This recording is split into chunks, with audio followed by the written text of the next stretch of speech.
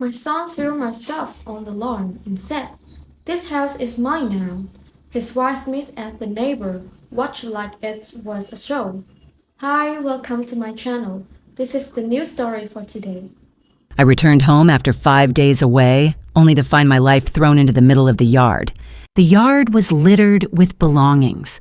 My son stood on the porch holding a piece of paper, as if it were his authority. "This house is mine now. You can leave." His wife kicked my bag into the ditch. The neighbors watched. No one said anything. I didn't react. I just packed up exactly as he wanted and looked him straight in the eye and said, "Good night."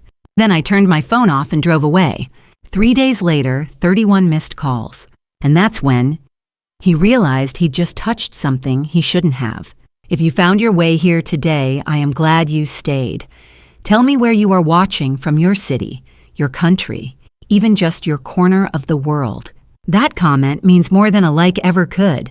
Quick note, this story includes fictional elements for storytelling and educational purposes. Similarities to any names or places are coincidental, but the message inside it is one I hope you carry with you. 5 days away from home has a way of making you forget what waiting for you there. It was a Tuesday, the 8th of October, 2024, and the clock on my dashboard read 2:15 in the afternoon when I turned off Windward Parkway and approached the main gate of Windward Community. The guard waved me through the way he always did, with that small, familiar nod that says, "Welcome back," without making a production of it. October and Alpharetta had arrived properly that week. The Bradford pears along the entrance boulevard had gone gold and soft at the edges, and the maples were doing their slow annual burn, working from amber into a red so saturated it looked almost deliberate. I had the windows cracked the whole way down from Charlotte. 5 days of property assessments behind me, clean hotel air replaced mile by mile with Georgia's particular brand of autumn. My hand rested loose on the wheel. The radio was low. I was thinking about nothing. Then I turned onto Sycamore Crest Drive, and I stopped thinking about nothing very quickly. My neighbor Dorothy Carmichael was standing at the edge of her driveway. Dorothy was a retired school teacher who had lived 3 houses down from me for 22 years, long enough that we had stopped needing full sentences with each other. She was a sharp woman, reading glasses always pushed up on her forehead, opinions about everything from local zoning codes to the price of Georgia peaches. When Dorothy stood completely still in her driveway on a Tuesday afternoon and stared at something without speaking, she was not being curious. She was documenting. I followed her eyes to my front yard. My brain took 3 full seconds to assemble what I was seeing into something coherent. The half-acre of street. Augustin grass. I had reseeded twice and nursed through 2 Georgia droughts, was covered in my belongings. Suitcases near the crepe myrtle. Cardboard boxes split open by the oak tree winter scarves and old photographs spilling into the dirt. The mahogany credenza from my dining room tilted sideways in the middle of the front yard like something discarded on a highway shoulder. My grandmother's quilt, the one her hands had stitched during a winter in 1962, draped over the porch railing with one corner trailing on the ground. 60 years of living spread across the middle of my front yard on a Tuesday afternoon in October. I pulled to the curb. I put the car in park. I took my sunglasses off, folded them carefully, and set them on the passenger seat. Then I stepped out. Before my second foot touched the pavement, the front door opened. My son Beckett came down the porch steps with the deliberate walk of a man who has been rehearsing this moment. He was 34 broad through the shoulders, wearing a button-down with the sleeves rolled to the elbow, like he was prepared for work or the appearance of it. He was holding a piece of paper. Standing near the garage was his wife Celestia. She was watching me with the composed expression of someone who believes the most difficult part of something is already finished. As my eyes moved to my leather travel bag sitting on the driveway, Celestia shifted her foot and pushed it sideways into the rain gutter. Unhurried, deliberate. Beckett extended the paper toward me. It was a photocopy of a quitclaim deed, my name printed at the top, a signature at the bottom that was close to mine but was not mine. Not entirely. "You signed it over," he said. "The house is mine now. Take your things and go." I recognized the document immediately. 6 months earlier, I had been presented with paperwork through a third party Beckett believed was acting on his behalf. I had signed something, but not what he thought. What I had signed was a version prepared with a specific embedded irregularity in the signature block, designed in consultation with a document examiner I had worked alongside for over a decade. To the naked eye, the signature was convincing. To the forensic verification system used by the Fulton County Recorder's Office, it was a flag, a deliberate signal that would route an alert into a federal monitoring file the moment anyone attempted to record the deed. Beckett thought he was holding a legal weapon. He was holding a tripwire. "This is my house now, Mom." His voice rose. "You signed it over. Get your things and don't come back." I walked to the credenza and checked the corner for damage. Then I began moving things toward my car. I did not explain. I did not argue. There is a particular kind of stillness available to you when you are 60 years old and you have already thought 10 steps past the moment you are standing in. I moved through the yard with that stillness, lifting boxes, carrying bags, while Beckett stood at the bottom of the porch steps and told me I was finally being reasonable. Then he said, "You are no longer part of this family. We needed to move forward, and you were in the way." I set a box in the trunk and rested my hands on the tailgate for a moment. Somewhere behind me, Dorothy had not moved an inch. I knew without looking that her phone was up. 22 years of Windward community had taught her that certain moments required a record, and Dorothy Carmichael was not a woman who ignored that instinct. I thought briefly of a January morning in 1994, Beckett at 8 years old, small enough to carry on one hip. Both of us standing on this ground while rare Georgia snow came down on the roof, and he asked me if we would live here forever. I had said yes. I had believed it. I closed the trunk. I got in the driver's seat, adjusted the mirror, and rolled the window down. Beckett was still standing at the bottom of the porch steps, paper in hand, the maples burning red behind him. "I hope you sleep well tonight, son." The corner of my mouth moved, not quite a smile, but something in that neighborhood. I pulled away from the curb and did not look back. In the rearview mirror, he stayed exactly where he was standing, in front of a house he did not own, holding a document he did not understand. He had no idea it was the last time. The city appeared before I was ready for it. Somewhere past the Mansell Road interchange, I-400 South opens up and Atlanta sits there on the horizon, doing what Atlanta does in October late afternoon, catching the last of the light on its glass towers and throwing it back at you in shades of copper and pale gold. I had both hands on the wheel and my phone face down in the center console. I already knew without checking that it had been vibrating at intervals since I turned off Sycamore Crest Drive. When I stopped at a light on Peachtree Road and flipped it over the screen, read Beckett 8 missed calls, I turned the phone off completely and set it back down. By the time I passed Lenox Square, I already knew where I was going. The Whitley sits on Peachtree Road in the heart of Buckhead, the way certain buildings do, quietly certain of itself, nothing to prove. I pulled into the motor entrance at 5:30 and handed my keys to the valet without checking the rate. The lobby was cool and unhurried, the kind of space that absorbs noise rather than producing it. Marble floors, low arrangements of white orchids on dark wood consoles. The check-in associate behind the desk was a young man in a charcoal jacket who greeted me by name. Before I reached the counter, I had stayed here enough times over the years that my preferences were already in the system. I set my titanium card on the counter. "How long will you be staying with us, Ms. Holt?" I thought about the answer for exactly 1 second. "As long as necessary." He did not blink. He simply nodded and began typing.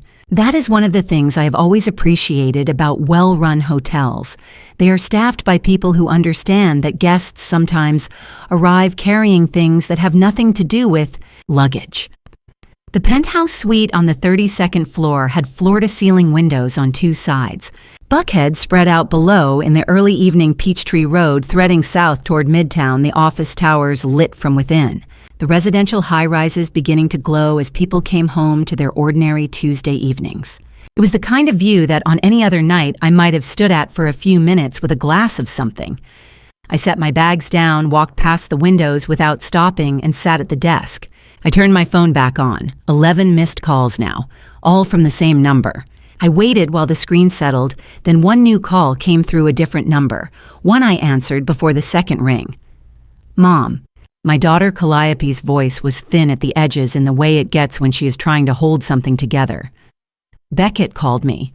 He said you left. He said you gave him the house. A breath. What happened?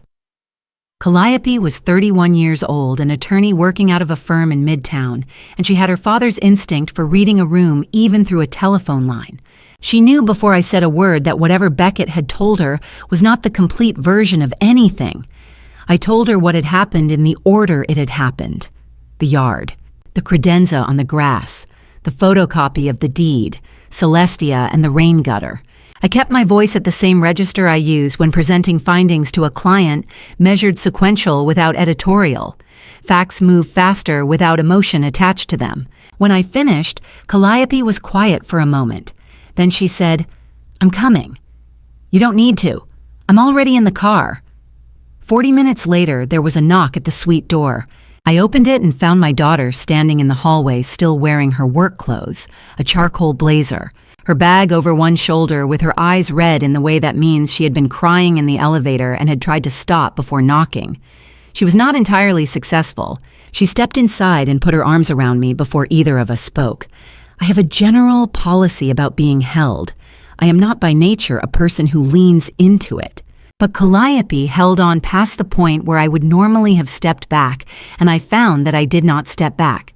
She smelled like the lavender shampoo she had been using since college, and for a moment the 32nd floor fell away completely, and she was 12 years old, and I was simply her mother, standing in a kitchen in Alpharetta, telling her that everything was going to be fine.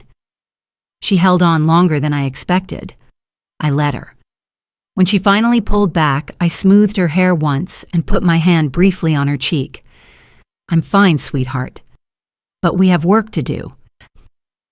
She looked at me, really looked the way she does when she is trying to determine whether I am telling the truth or simply managing her.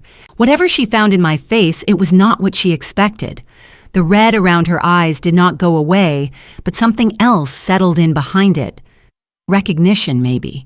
The understanding that grief was not what she had walked into. She said, "How long has he been doing this to you, Mom?"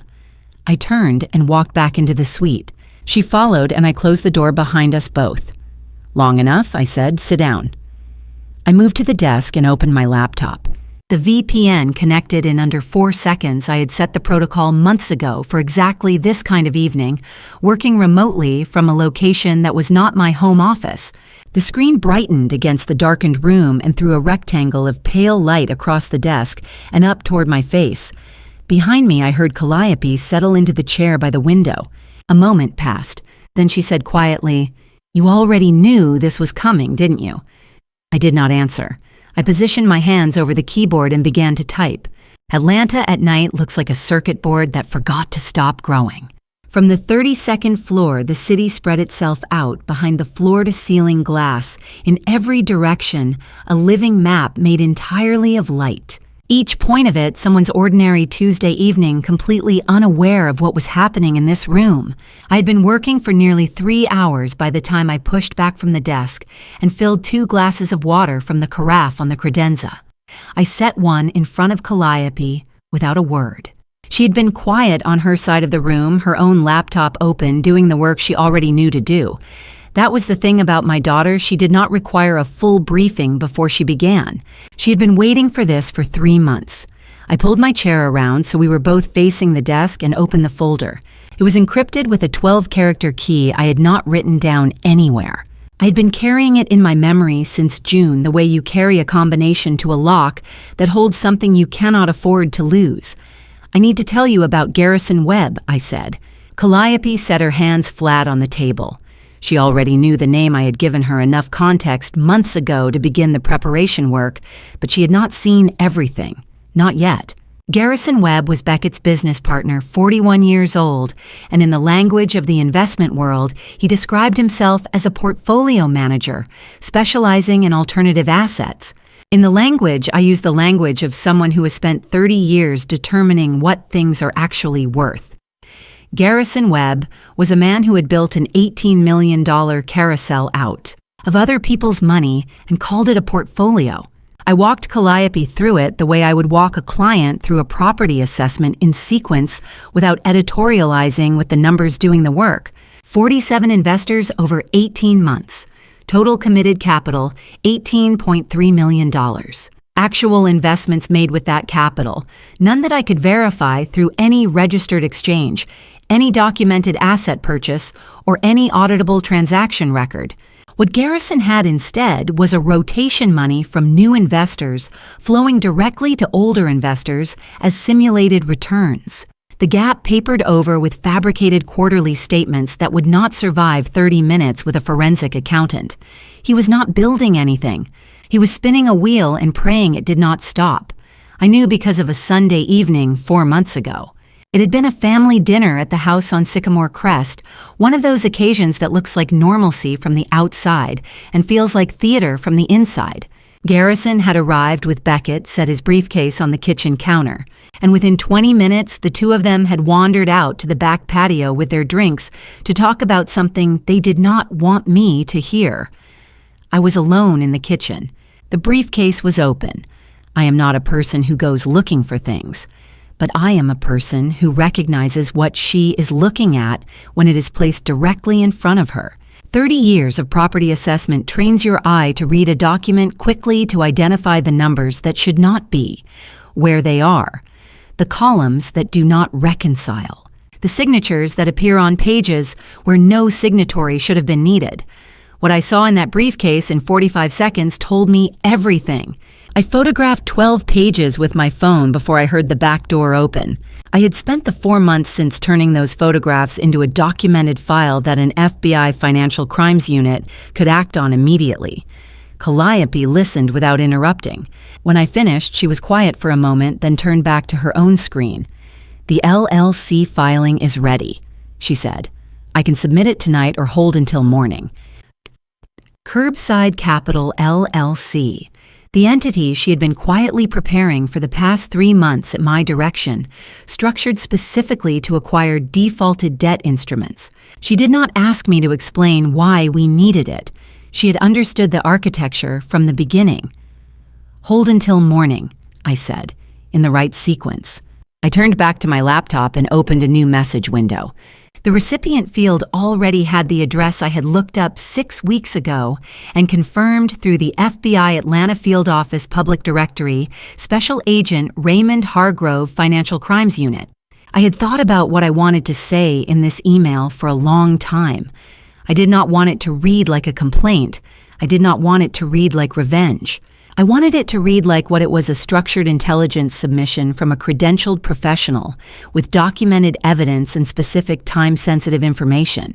The subject line read, "Urgent evidence of Ponzi scheme Garrison Webb Atlanta, G a 72-hour window." In the body, I told Special Agent Hargrove 2 things. The first was 18 months of documented evidence, the photographs, the reconciliation analysis I had built from those photographs, and the pattern of investor payments I had traced through public records and 3 conversations I had recorded with Garrison's knowledge under Georgia's one-party consent law. The second was something I had learned through a source I did not name. Garrison was planning to move a significant portion of the remaining capital through a newly formed shell company within the next 72 hours.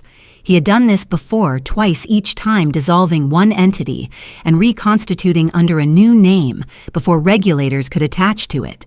The first thing gave Special Agent Hargrove probable cause. The second gave him a reason not to wait.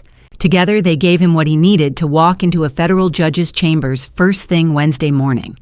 I read the email once, then I pressed send. The confirmation appeared in under a second. Somewhere across the city, past Buckhead, past Midtown, past the office towers, throwing their pale light into the October sky, a notification had just arrived in a federal inbox that did not sleep. The trap was set. The clock had started. Calliope had been watching me. After a moment, she said, "What about Beckett?" When he finds out, I turned and looked out at the lights. The city was still doing what it had been doing all evening, holding itself together point by point, completely unaware. "He'll find out soon enough," I said. "But first, tomorrow morning, we have a few more things to take care of." I closed the laptop. The room went darker by 1 degree. I had not slept in 21 hours, and tomorrow would require everything I had, every clear-headed, unhurried, fully rested instinct I could bring to it. I set my glasses on the desk and stood. Calliope did not ask what the few more things were. She simply nodded, closed her own screen, and reached for her water glass. She had her father's patience. I had always been grateful for that. The city looked different at 7:30 in the morning. We had taken an Uber from the Whitley, 12 minutes south, through streets that were still deciding whether to be quiet or busy. That particular Atlanta hour when the coffee shops are full but the sidewalks have not caught up yet. Calliope had her coat pulled close and her eyes set somewhere in the middle distance the whole ride over the way she looks when she's been running numbers in her head since before sunrise. I had slept 6 hours. She had slept, by my estimate, almost none. Ponce City Market in the morning carries its own particular energy. The old Sears building converted into something the city is quietly proud of. All exposed brick and high ceilings and the smell of fresh bread coming from somewhere below. We took the elevator to the upper level and found a corner table in the coffee shop that put a wall to our backs and a window to our left. I ordered a black coffee. Calliope ordered the same and did not touch it for the first 10 minutes. I set my laptop open between us and pulled up the document I had organized the night before. The list was longer than she expected. I could tell by the way her eyes moved down the screen and then back up to me. "Let's start at the top," I said. I had been providing financial support to Beckett in one form or another for the better part of 30 years.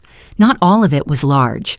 Some of it was so routine, I had stopped thinking of it as support and started thinking of it as whether just a condition of existing in the same family. It had taken me sitting alone in a hotel room the previous night, going line by line to understand the full shape of it. The first item on the list took less than 90 seconds. I navigated to the account management portal, located the supplementary card issued under my Platinum account, and selected Cancel. The card had been in Beckett's wallet for 4 years. It covered restaurants, gas, clothing, and on one occasion, I had noticed a charge from a hotel in Las Vegas that he had never mentioned. I pressed Confirm and watched the status change to Deactivated. The second item took slightly longer because the insurance portal required a phone verification. I had added Beckett and Celestia to my family health plan 6 years ago at Beckett's request at a premium of $1,800 per month that came directly from my account. I had never missed a payment.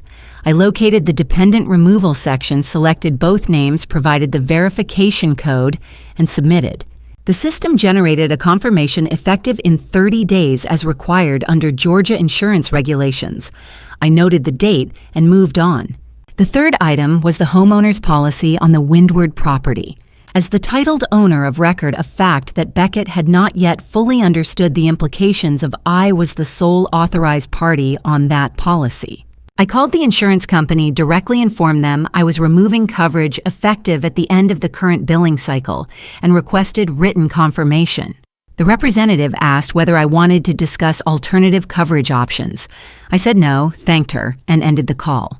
Without an active policy, the mortgage servicer would force place their own coverage on the property within 30 days a plan that would cost roughly twice the premium at a fraction of the quality. That was a consequence of Beckett's choices, not mine. The fourth item required a different kind of call.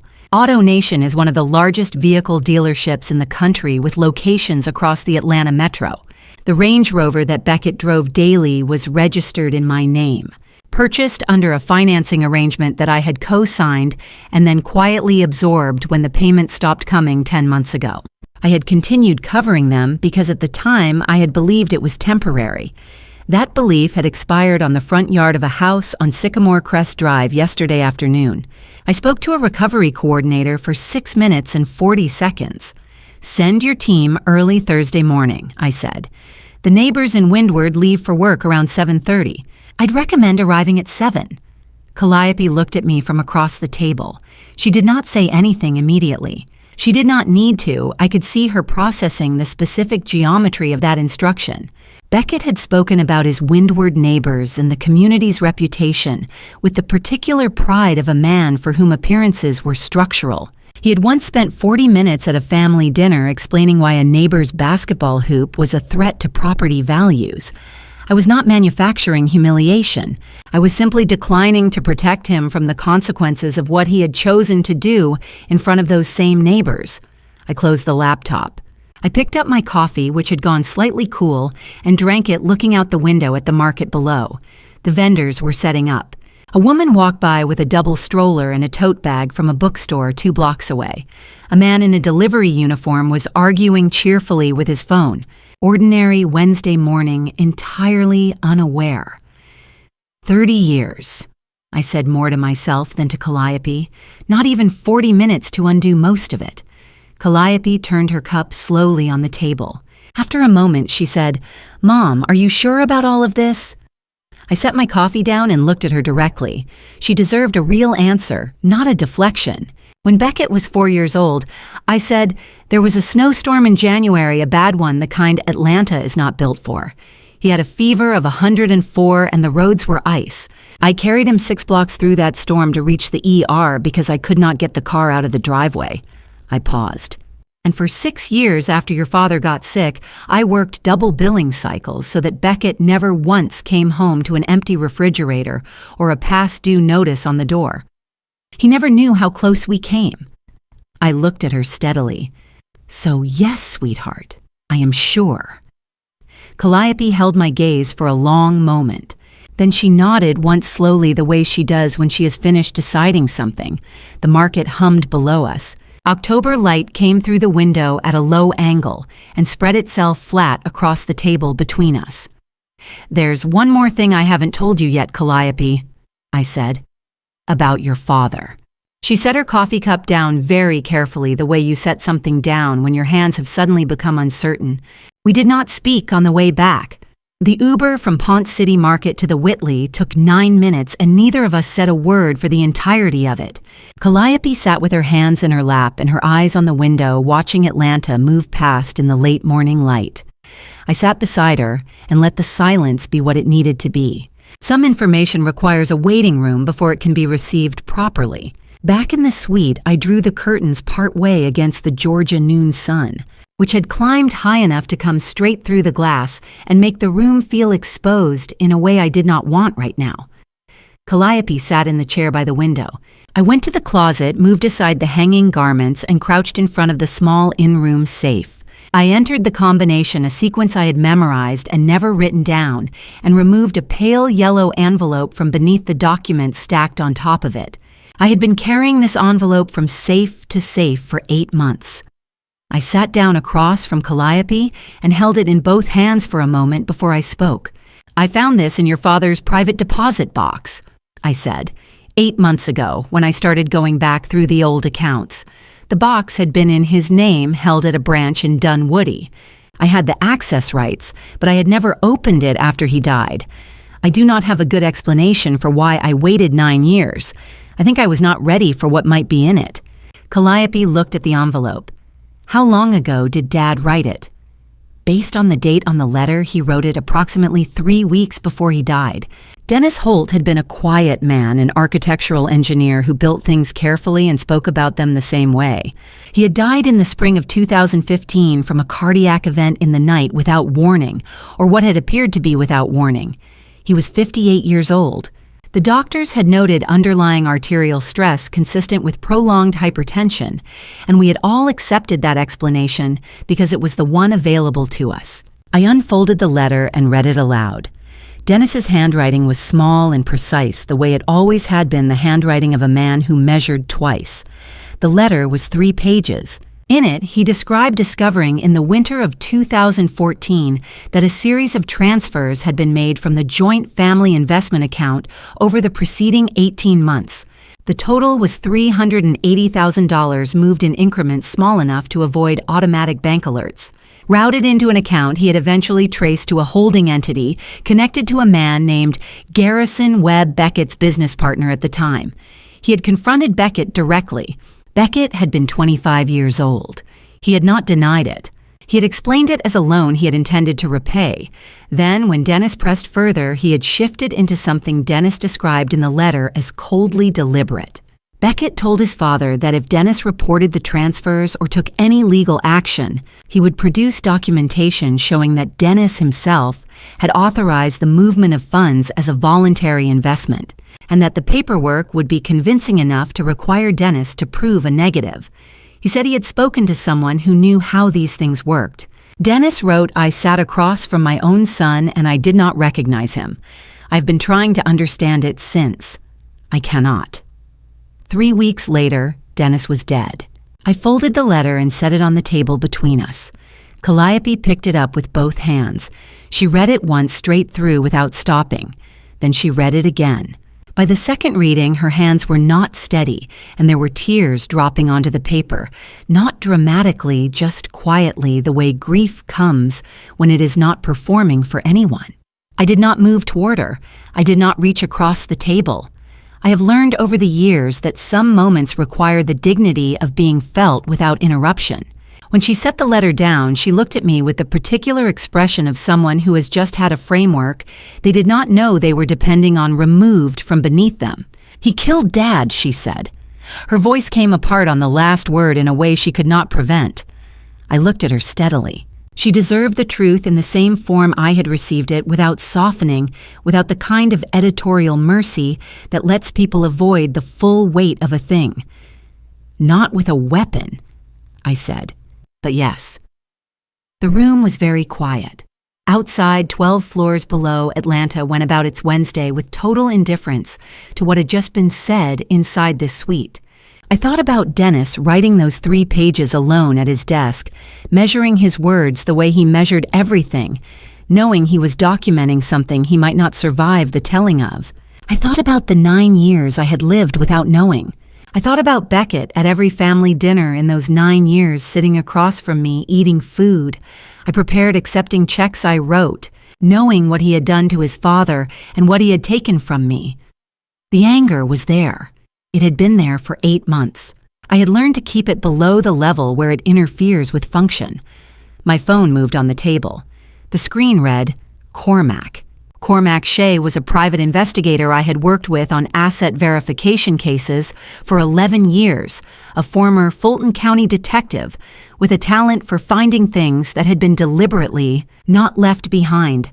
I had sent him to Las Vegas 3 weeks ago with a specific set of questions about Garrison Webb's activities there. I looked at Calliope for 1 second. Then I answered. "Tell me," I said. His voice was level but tight in the way it gets when he has found something larger than the assignment. "Mrs. Holt, I just got back from Las Vegas. You need to see what I found. I'm sending the files right now." The download bar moved slowly the way these things do when what they are carrying is heavy. 3 minutes and 40 seconds. Calliope and I sat on opposite sides of the desk and watched the progress indicator without speaking. Outside the floor-to-ceiling glass, Atlanta was doing its late afternoon shift. Change the gold that had sat on the buildings all day was deepening into something closer to copper, and the shadows between the towers had grown long and deliberate. Inside the suite, the air had not moved since I ended the call with Cormac. The files arrived in a single compressed folder. I opened it. Cormac Shea had sent a voice memo along with the documents, 4 minutes recorded in what sounded like a car interior. His voice had the particular flatness of a man who has seen enough things that he has stopped being surprised by them, but who still understands when something matters. He laid out what he had found in the order he had found it without editorializing. Garrison Webb had been traveling to Las Vegas twice a month for the better part of 14 months. He told Beckett these trips were investment summits, private networking events for alternative asset managers, sometimes in Silicon Valley, sometimes further west. The explanation had been accepted without scrutiny because Garrison had a facility for sounding like he knew exactly what he was doing at all times. It was, Cormac noted, one of the primary professional skills of men like him. What Garrison was actually doing in Las Vegas was living a second life in reasonable comfort. The first photograph loaded on my screen, and I looked at it for a long moment. It showed Garrison stepping out of a black car service sedan at the entrance of the Signature at MGM Grand, a residential-style tower attached to the main casino complex on the south end of the Strip the kind of address that suggests permanence rather than vacation. He was not alone. The woman beside him was younger, dark-haired, wearing sunglasses and carrying a bag that I recognized from its hardware as being considerably more expensive than anything purchased on a legitimate portfolio manager's salary. The second photograph was taken from a distance rooftop pool level, shot through a long lens with the clinical patience that good surveillance work requires. Garrison and the same woman, his hand resting on the small of her back with the ease of long habit.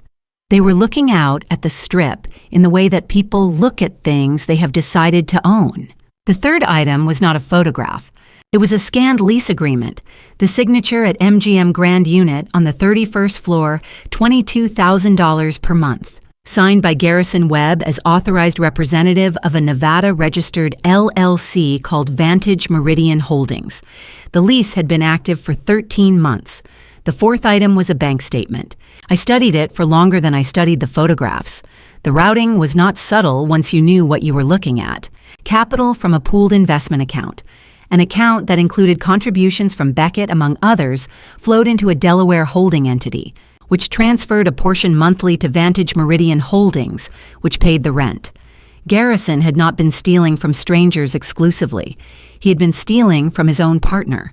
The money Beckett had directed into what he believed was a legitimate investment vehicle had been subsidizing a penthouse apartment and a second relationship in Nevada for over a year. Calliope had been reading alongside me. After a moment, she said quietly, "Does Celestia know?" I thought about this with the care it deserved. Celestia was not a simple person to assess. She was intelligent in the specific way of someone who has learned to be strategic about what they notice and what they decline to notice, a skill that can look like ignorance from the outside, but rarely is. She knows what she's chosen to know, I said. I saved the entire folder under an encrypted file name and moved it to the same secure partition as the documents from the night before. These photographs were not for today. They were for a specific moment in a sequence I had been building for months, and using them out of order would waste what they were worth. I drafted a supplemental submission to Agent Hargrove, 3 paragraphs clinical, attaching the lease agreement and the bank statement with a note cross-referencing the shell company to the Ponzi structure I had described in the previous evening's email. The Vegas operation was not a separate story. It was the same story with additional geography. I sent it at 4:17 p.m. and received an automated acknowledgement within the minute. Then I set my phone on the desk and looked at the screen.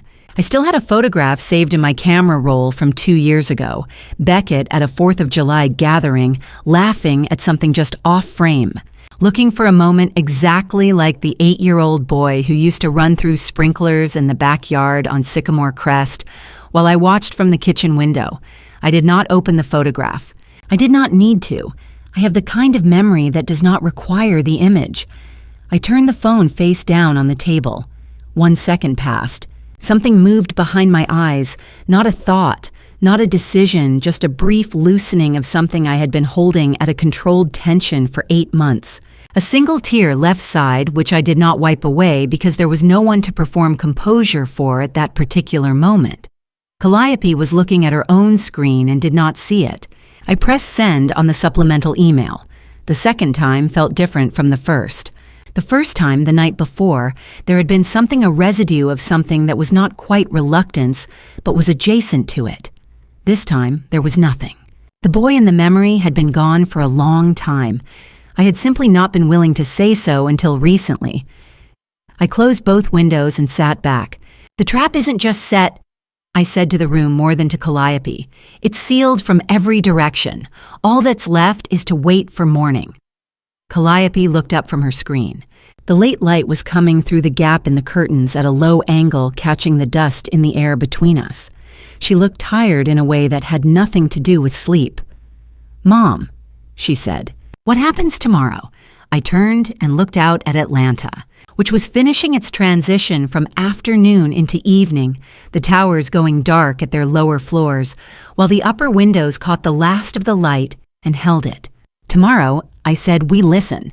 I have woken at 6 o'clock every morning for 30 years. It is not discipline exactly, it is more like a habit that outlasted every circumstance that originally produced it. The years of early client calls, the years of school, drop-offs, the years of hospital waiting rooms, where the light was always the same flat gray regardless of the hour. 6 o'clock. Coffee first, then whatever the day required. The espresso machine in the suite was a better model than the one in my home office, which I noted with the mild appreciation of someone who has temporarily lost access to their own kitchen. I filled a cup, pulled the white robe tighter, and carried it to the window. Atlanta at 6:15 on a Thursday morning looks like a city in the middle of deciding something, the highway arteries already filling. The office towers beginning to show light in their upper floors, the sky over Buckhead shifting from charcoal to a pale and non-committal gray. I stood there for 45 minutes and drank my coffee and did not think about the phone on the nightstand. At exactly 7 o'clock, I picked it up. I had turned it off on Tuesday afternoon, sitting at the curb on Sycamore Crest Drive before I pulled away, 44 hours approximately. I pressed the power button and set the phone face up on the desk and watched it come back to life. The screen assembled itself in stages. First the carrier signal, then the notification count which climbed as the messages downloaded 10, then 20, then higher until it settled at a number that told me the past 2 days had been eventful for everyone involved. 31 missed calls, 47 text messages, 31 voicemails. I opened the voicemail application, switched to speaker, set the phone beside my coffee cup, and pressed play on the first message. Beckett's voice came through at 5:47 p.m. on Tuesday, less than 4 hours after I had driven away from the house. The tone was the one I knew from years of conversations about money-clipped proprietary operating, from the assumption that the problem would be resolved promptly. "Mom, my card was declined at Whole Foods. I don't know what's going on with your account, but this is completely unacceptable. Call me back and fix this today." I noted the timestamp and moved to the next. Celestia, 6:23 p.m. Tuesday. Her voice carried that particular register she used when she wanted to sound reasonable while communicating displeasure, the verbal equivalent of a door closed firmly but without slamming. "Lorraine, this situation with the card is embarrassing for everyone. Whatever misunderstanding is happening, please handle it. This reflects poorly on all of us." I drank my coffee. The third message was Beckett, again 8:15 p.m. Tuesday. The clipped tone had acquired an edge. "Mom, the insurance portal is showing Celestia and I have been removed from the health plan. Effective in 30 days. Our son has a prescription he needs every month. I don't know what you think you're doing, but you need to reinstate this immediately." I had anticipated this particular message. 3 weeks before I made any of the financial changes, I had contacted the insurance company and confirmed that a COBRA continuation notice would be automatically generated for any removed dependents, providing 18 months of coverage eligibility at their own expense. Beckett and Celestia were not without options. They simply had to pay for them now the way most adults do. The fourth message landed at 7:08 a.m. on Thursday morning this morning, less than an hour ago. Something is happening outside. There's a flatbed truck at the end of the driveway and 2 men with paperwork. "Mom, is this about the car. Call me." The fifth message followed at 7:19 a.m. Celestia. "They are taking the car right now. Do you understand what I'm telling you?" The entire street is watching. Mrs. Carmichael is on her front porch. "This is humiliating. You call me back this instant." I thought about Beckett at a dinner 2 years prior, explaining to a table of guests that Windward Community was one of the most respected residential addresses in North Fulton County, and that maintaining standards was a collective responsibility. He had said it with the satisfaction of a man who believed he had earned the address rather than inherited access to it through his mother's 30-year mortgage. The sixth message, Beckett, 9:30 a.m. Wednesday. A different location now, background noise suggested a restaurant or club environment. "Mom, I was at the club this morning and my card was declined again, a different card, the one on your Platinum account. They asked me to leave the table. There were people there I know. This is Mom, this has gone far enough. You need to call me." Alpharetta Country Club. He had mentioned his membership there with specific frequency over the years, in the particular way that people mention things they consider to be evidence of their position in the world. The seventh message was Celestia, again 11 a.m. a Wednesday. The performance of controlled displeasure had fully dissolved. I had to call an Uber. Do you understand what I'm saying to you? I had to call an Uber. I have not called an Uber in 4 years. I set my cup down. The eighth message was Beckett. 2:15 p.m. Wednesday. Mom. A pause. Something is happening at Garrison's office. There are men outside in suits not building security, something else. I don't know what's going on. I've tried calling Garrison 3 times. Please, Mom, please call me back. I replayed it. Not because I had missed anything, because I wanted to hear it again, that specific quality in his voice that had not been present in any of the previous 7 messages. The authority was gone. The assumption that inconvenience would be resolved by someone else was gone. What was left underneath once those layers came away was something considerably younger and considerably less certain of itself. For 2 days he had spoken to me like a malfunctioning system that needed to be corrected. Now he sounded like a person who had just realized the building he was standing in had no foundation. I sat with that for a moment. Then I stood, rinsed my cup in the kitchenette sink, and went to change into my running clothes. I laced my shoes at the foot of the bed, checked the weather on my phone, 54 degrees clear, and loaded the remaining voicemails into the queue. 23 more messages. I would listen to the rest of them on the Peachtree Road Trail while Atlanta finished waking up around me. I put my earbuds in, picked up my key card, and walked out the door. There is a particular quality to October mornings on the Chattahoochee that I have never been able to adequately describe to anyone who has not stood there themselves. I had taken an Uber from the Whitley to the Island Ford trailhead 20 minutes south through morning traffic that thinned considerably once we crossed into the river corridor. The driver dropped me at the parking area without comment, which I appreciated. I checked my earbuds, started the voicemail queue where I had left off, and began to run. The trail followed the eastern bank through a corridor of water oak and red maple that had reached full color in the past week, amber and copper, and a deep arterial red that caught the low morning light and threw it back at oblique angles through the mist still lifting off the water. The Chattahoochee ran at its autumn level, clear and unhurried, making the particular sound of water moving over smooth stone that exists nowhere else with quite that quality of stillness. Underfoot, the packed Georgia clay was soft from a light rain 2 days prior. Outside my ears, as close to silence as this part of the world gets. Inside my ears, my son's life coming apart at the joints. The 9th message had been left at 3:30 p.m. on Wednesday. Beckett's voice had the careful flatness of someone reporting something they have not yet fully processed. Mom, there are federal agents in Garrison's building. They've locked down the server room. There are people in the parking deck with boxes. I don't know what this means, for I don't know what this means. Please call me. The 10th Celestia, 4 p.m. Wednesday.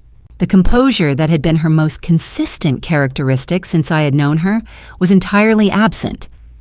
The joint debit card is not working. I went to 3 places. The account is frozen. Beckett won't answer his phone. What is happening to us? I ran through a section where the trail curved close to the water and the mist was still thick enough to blur the far bank into suggestion. A great blue heron stood in the shallows 20 feet off the path, perfectly still, watching the current with the patience of something that has learned there is no point in rushing the river. The 11th message, Beckett, 5:15 p.m. Wednesday. He had stopped trying to sound in control. Mom, they arrested Garrison in the lobby. In front of everyone, his whole staff people from other floors. They walked him out in handcuffs. Mom, please. I kept my pace. The 12th message was Celestia again, 6 p.m. Wednesday. She was crying, not the deliberate kind used to communicate displeasure, but the kind that happens when the scaffolding holding a person's understanding of their life has given way, and they have not yet identified what if anything is underneath it. The bank called about the mortgage. They used a word acceleration, and I don't understand what it means, and Beckett is not here, and I don't know who to call. Please. Mortgage acceleration is what happens when a lender determines that the collateral securing a loan has become legally compromised. The Windward property titled in my name had been presented to a lender under arrangements that would not survive federal scrutiny. The bank had received notification through the same channels as everyone else. They were protecting their position. It was nothing personal. Finance rarely is. The 13th message came at 7:30 p.m. Wednesday. Beckett had reached a lawyer. I called someone, a real estate attorney, and he said something that doesn't make sense. He said the house is not in my name. He said it may never have been. That can't be right. Mom, that can't be right. Please call me back, please. I noted the word he used, please. In the first 8 messages, the word had not appeared once. The 14th message was left at 6 a.m. this morning, 1 hour before I turned my phone on. His voice had the hollow quality of someone who has been awake for a very long time in a very quiet house. Mom, I need you. I don't know what else to say. I genuinely don't know what to do. I slowed slightly on a route-crossed section of trail and listened. The 15th message had been left at 8:45 a.m. 45 minutes ago, while I was still in the suite pulling on my running shoes. His voice was so low I had to increase the volume to hear it clearly. Last night I found something in Dad's old desk drawer, an envelope. Mom, I think I made a terrible mistake a long time ago. I think I've been making it ever since. I stopped. Not because of the physical effort. I had run 4 miles and my breathing was steady. I stopped because the trail had curved to a wide, flat section of riverbank where a shelf of pale granite extended over the water. And standing there, I was in a place I had stood before. And the memory of it arrived with the sudden completeness that certain places produce, whether you are prepared for them or not. The summer of 1998.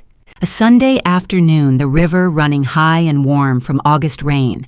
Dennis and I had been sitting on this exact shelf of rock while Beckett, 12 years old, all elbows and opinions, had been trying to skip stones against the current with the focused stubbornness of a boy who does not accept the river's indifference. Calliope 9 had been somewhere in the tree line collecting things she would bring home in her pockets and arrange on her windowsill. Dennis had his hand over mine on the warm stone and had said something I did not fully understand until recently. Lorraine, whatever happens, that house is yours. I had asked him what he meant. He had not answered directly. He had just watched Beckett throw another stone and said it again quieter. Whatever happens. 26 years. I had carried those 2 words as a comfort without understanding them as a warning. Standing on that rock on a Thursday morning in October with my son's voice still in my ears, I understood them now as both simultaneously. Dennis had known something was forming. He had not known the full shape of it, but he had done what he could in the way available to him to make sure that what he had built for us could not be taken. I stood there for a while with the river running past and the herons doing their patient work in the shallows and the red leaves coming down one at a time through the still air. Then I looked at my watch. 10:52 a.m. I pulled the earbuds out and held them in my hand for a moment. Beckett had found the envelope. After all this time, he had finally found what his father had left for him, specifically the version written, not for me, but for the son Dennis had loved and could not understand and had never stopped hoping would find his way back to something recognizable. I did not know what Beckett felt reading those pages. I knew what I had felt reading my own copy, a grief so long compressed it had taken on the density of something geological. I turned toward Atlanta and began the walk back to the trailhead. Time to get dressed, I said to no one in particular. I have a delivery to make this afternoon. Before I tell you what was inside that briefcase, drop a number in the comments. Any number. Just let me know you are still here with me. A quick note, the story ahead contains some fictional elements woven in for depth and reflection. If that is not your kind of thing, this is a perfectly good place to step away, no hard feelings at all. But if you are staying, I am very glad you are. Thursday, October 10th, 2024, 1 p.m., Fulton County Courthouse, 136 Pryor Street, SW, Atlanta. The Fulton County Courthouse is not a building that was designed to make anyone comfortable. It was built for function for the particular civic function of placing the full weight of the law into a room and letting everyone present feel it simultaneously. The lobby runs long and wide, Georgia marble underfoot worn smooth by decades of foot traffic, the ceiling high enough that sound travels in ways that make quiet conversations feel exposed. Security at the main entrance moved with the unhurried efficiency of people who have processed every variety of human trouble that a county of 1 million residents can produce. I came through the metal detector at 1 o'clock, exactly briefcase through the X-ray suit jacket back on, before I had fully cleared the checkpoint. I had changed at the Whitley after returning from the river, a white wool crepe suit cut close. The kind of thing I wear when I need to walk into a room and have the room understand immediately that I am not there to negotiate the terms of my own presence. The clerk of Superior Court's office was on the second floor. I had been there 40 minutes earlier to pull a certified copy of the property deed on record for 4280 Sycamore Crest Drive. That document was now in the third tab of the briefcase in my left hand. I found them before I reached the main waiting area. Beckett was seated in one of the plastic chairs along the east wall, the ones that courthouse waiting areas everywhere seem to acquire through some central procurement office that specializes in maximum discomfort. He was wearing a button-down that had been pressed at some point in its recent history, but not today. His shoulders were forward in the way that tall men carry themselves when something has removed their reason to stand straight. His eyes, when they found me across the lobby, were the eyes of someone who had been awake for a very long time, sitting with very bad company, his own thoughts primarily. Celestia sat beside him with her Chanel bag held against her chest in both arms. The way you hold something when everything around it has become uncertain and the object itself has become the only fixed point. Her makeup had not been refreshed since whatever version of yesterday she had last managed, and the careful architecture of her usual presentation had softened into something considerably more human than I was accustomed to seeing from her. Beckett stood when he saw me. One arm came forward, reaching the instinct of a child older than the man performing it. Mom. I walked to the long wooden table in the center of the waiting area, the kind of table that exists in courthouses specifically for the spreading out of documents, and set the briefcase flat on the surface. The brass latches released with a sound that carried farther in that marble space than I expected. I lifted the lid. Inside 6 tabbed sections, each color-coded, each labeled in my own hand. The organizational system I use for property appraisal files built over 30 years into something automatic, something I could assemble in a hotel room at midnight without losing a single page. Beckett had followed me to the table. He stood across from me, looking at the contents with the expression of someone trying to identify what they are looking at before committing to a reaction. Mom, you have to help us. His voice was lower than it had been in any of the voicemails, pressed down by exhaustion into something closer to its natural register, which had always been more like Dennis than Beckett ever acknowledged. They've frozen everything. Our accounts, Garrison's account, Celestia, can't even access the grocery money. Whatever you know about what Garrison was doing, whatever you can tell them. Sit down, Beckett. He sat. Celestia, who had followed at a distance, took the chair to his left and said nothing. I removed the first tabbed section and laid it flat on the table between us. 18 months of documentation, the photographs from the kitchen briefcase, the reconciliation analysis. The pattern of investor transfers I had built from public records and recorded conversations. I walked through it in the same sequence I had walked Calliope through it 2 nights ago linearly, without editorializing with the numbers performing their own argument. Beckett's face changed twice during the explanation. The first change was comprehension, the slow assembly of a picture he had been looking at pieces of without understanding the whole. The second was something harder to name. Not quite guilt and not quite grief, but something that lives in the space where those two things overlap when they arrive at the same time. Celestia spoke before he did. You did this. Her voice had recovered some of its characteristic precision. You called them. You're the one who reported him.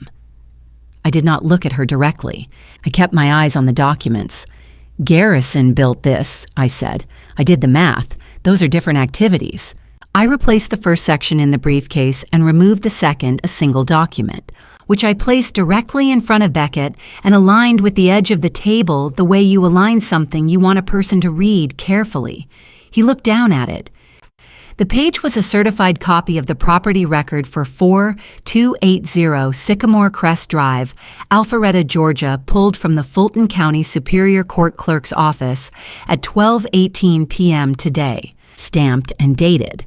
The format was standard legal description of the property parcel identification number, transfer history, and at the top of the ownership section.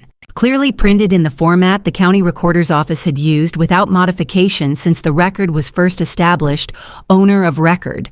One line, one name.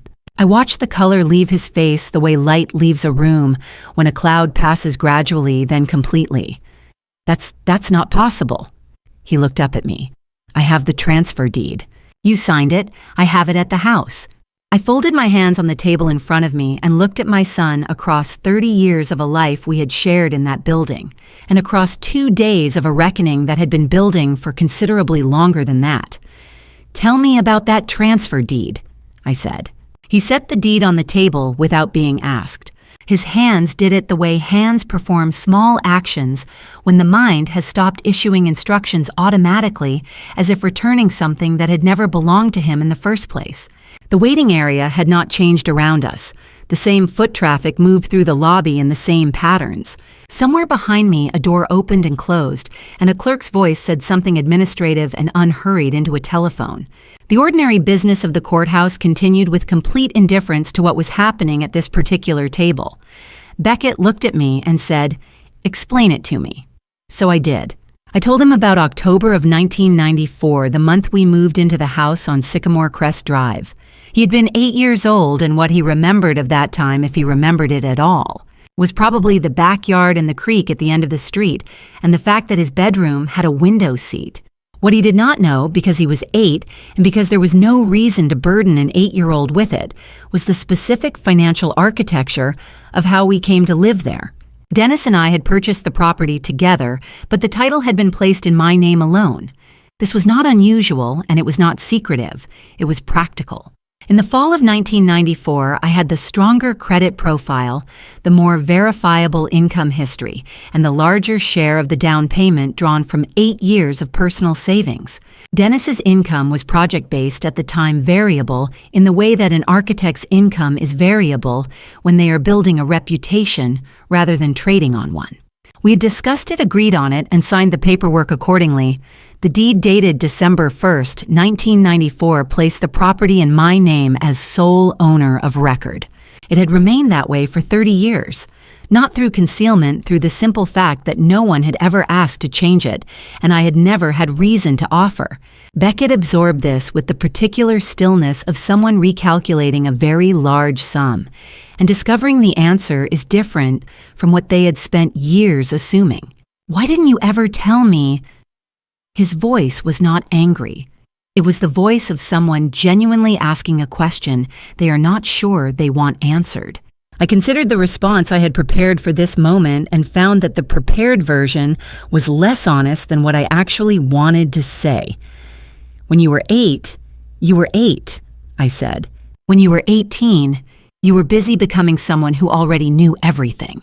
When you were 30, you had already built an entire understanding of your own life that included the assumption of that house as part of your inheritance. And telling you at that point would have required both of us to have a conversation I could see you were not equipped to have. I paused. At some point, I recognized that the right time had simply passed. And then what Garrison was doing started to become visible to me, and I made a different decision about timing. Beckett was quiet. Celestia was not. This is fabricated. Her voice had located its precision again, the way she finds it when she needs it. That document is not real. You had it made. I reached into the briefcase without looking at her and placed the certified copy on the table beside the document Beckett had already seen. The Fulton County Superior Court seal was embossed in the lower left corner, raised physical not reproducible by any home printer or document service. The recording date printed in the upper right, December 1st, 1994. 30 years of public record accessible to anyone with a computer and a county records login. "You're welcome to verify it at the clerk's office," I said. "It's on the second floor. They close at 4:30. I turned back to Beckett. "6 months ago," I said, "you presented me with a document at the house, a property management authorization, you called it. You chose the evening carefully. I had just returned from a red-eye from Denver, and you had arranged it so that Celestia was present, which I believe was intended to make refusal feel socially complicated. You needed a signature, and you believed that my state of fatigue and the social pressure of the moment would produce one." Beckett did not deny any of this. "You got a signature," I said. "It was not the one you thought it was. In 2019, I had visited my branch manager at Wells Fargo and registered a secondary signature variant, a version of my name, with a specific subtle difference from my standard legal signature, documented in their system with a notation that any instrument bearing that signature on a real property transaction was to be flagged immediately and escalated to their fraud prevention unit. I had done this after a professional case in which a client had been defrauded through a forged quitclaim deed. I had learned from watching someone else's loss. When Beckett took that document to Wells Fargo to use as the basis for a mortgage application 6 months later, the signature triggered the bank's internal alert. That alert generated a suspicious activity report filed through the Financial Crimes Enforcement Network. Garrison Webb had been on an FBI monitoring list for 14 months by that point, and under the parameters of that active investigation, any SAR involving real property within the geographic radius of his known business addresses was automatically cross-referenced and flagged for the Atlanta field office. Beckett had not simply attempted to steal my house. He had walked into a federal bank, presented a fraudulent document, and handed the FBI the instrument they needed to connect his activities directly to Garrison's network. "You didn't outwit me, Beckett," I said. "Every step you took to take something from me was a step directly into a structure you built around yourself. The cage was yours. I just declined to unlock it." The silence that followed was the kind that has weight. He looked at the certified deed. He looked at me. His mouth moved once before anything came out. "I thought I had covered everything." I held his gaze. "I know you did," I said. That was the point. For a moment, the courthouse sounds receded entirely. The clerks and the foot traffic and the distant phones, and it was only the two of us at a wooden table, with 30 years of a house between us and no version of this conversation that ended the way either of us would have chosen. Then Celestia stood up. She pulled her bag to her shoulder and arranged her expression into the sharp, forward-facing composure she used when retreating from something she could not win on the current terms. "You have no idea what you've done to this family, Lorraine." I turned and looked at my daughter-in-law directly for the first time since I had sat down at this table. Her eyes met mine. "Actually, Celestia," I said, and reached into the briefcase. "I have something specifically for you." Celestia had not sat back down. She stood with her bag at her shoulder and her chin at the angle she maintained when she needed the room to understand that whatever was happening on her terms. I had observed this posture across many years of family dinners and holiday gatherings, the specific geometry of a woman who had decided very early in her life that the best defense against being caught off guard was to never visibly register surprise. I opened my laptop on the table between us, navigated to the encrypted folder, and turned the screen 180 degrees so that it faced her directly. Then I opened the first photograph. Cormac had shot it from a distance with a long lens, the kind of photograph that is technically unremarkable and evidentially precise.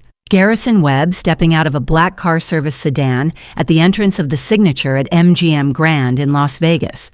The timestamp in the lower right corner placed it on a Thursday afternoon 6 weeks ago, the same Thursday I had confirmed through Beckett's own calendar that I had once had access to, that Garrison had told Beckett he was attending a portfolio managers summit in San Jose. He was not in San Jose. Celestia looked at the photograph. Her chin did not move. Her expression performed the specific neutrality of someone who has not yet decided what they are looking at. I advanced to the second image. This one had been taken from the rooftop pool level of the same building, the long lens doing its patient work from a service terrace across the way. Garrison and a woman with dark hair, younger, sitting at the edge of the pool with the particular ease of people who'd been there many times before. His hand rested on the small of her back with the unconscious placement of long habit, not the deliberate gesture of a new relationship performing itself, but the absent, proprietary comfort of something established. Celestia's jaw moved. The muscle at the hinge of it tightened visibly and then held. She did not speak. I advanced to the third image. The lease agreement for Unit 3104 at the signature 31st floor, $22,000 per month. The signature line bearing Garrison's name as authorized representative of Vantage, Meridian Holdings, LLC, a Nevada-registered entity with a 2-year filing history and no verifiable business activity beyond the lease itself. The document had been obtained through Nevada's public business record system. Everything on the screen was a matter of accessible public or legally obtained private record. Celestia sat down. Not quickly, there was nothing abrupt about it. It was the slow vertical descent of someone from whom something structural has been quietly removed, the kind of sitting down that is less a choice than a concession to gravity. She set her bag on the table beside her with the careful placement of someone who has run out of things to hold on to and is not sure what to do with their hands. I advanced to the fourth image. The bank statement was the one that required the most looking. The writing was not immediately readable to someone without a background in financial documentation, but the line items, once you understood what you were seeing, formed a single unambiguous direction of travel: capital from the pooled investment account into a Delaware holding entity. From there, monthly disbursements to Vantage Meridian Holdings. The dollar amounts aligned precisely with the lease payments.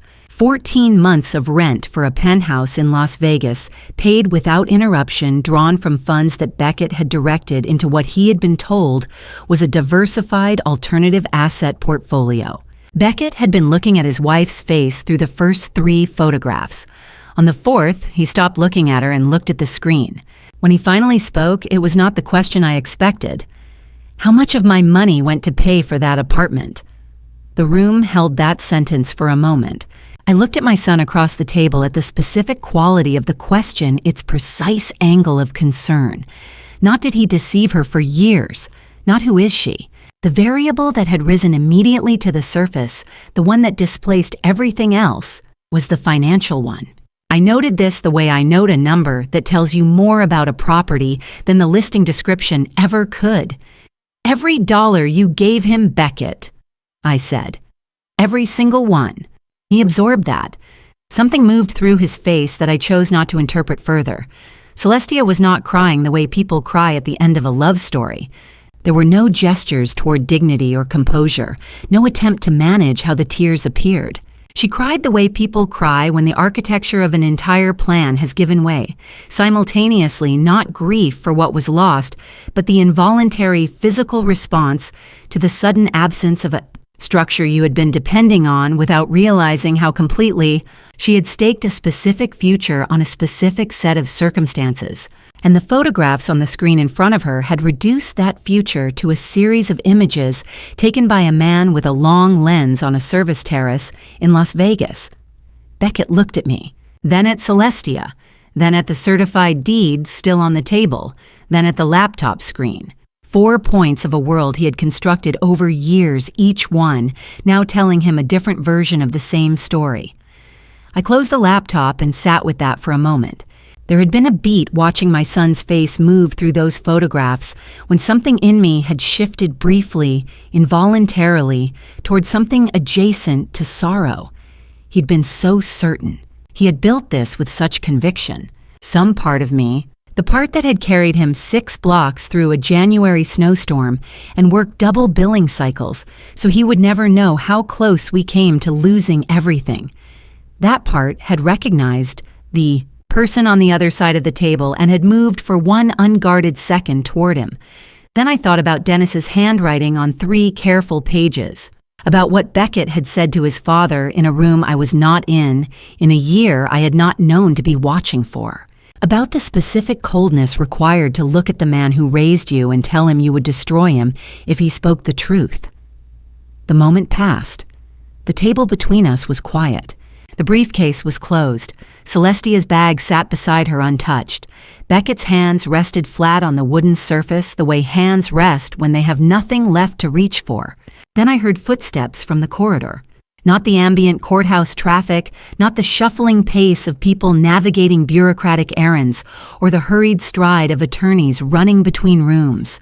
These were deliberate, evenly spaced the footsteps of someone who knew exactly where they were going, and was not in a hurry because they did not need to be. A man came through the doorway into the waiting area. Navy suit well fitted, a gold badge on his belt that caught the overhead light for one brief second. A manila folder held at his side with the practiced grip of someone who carries documents the way other people carry keys, habitually without thought, because they are always in use.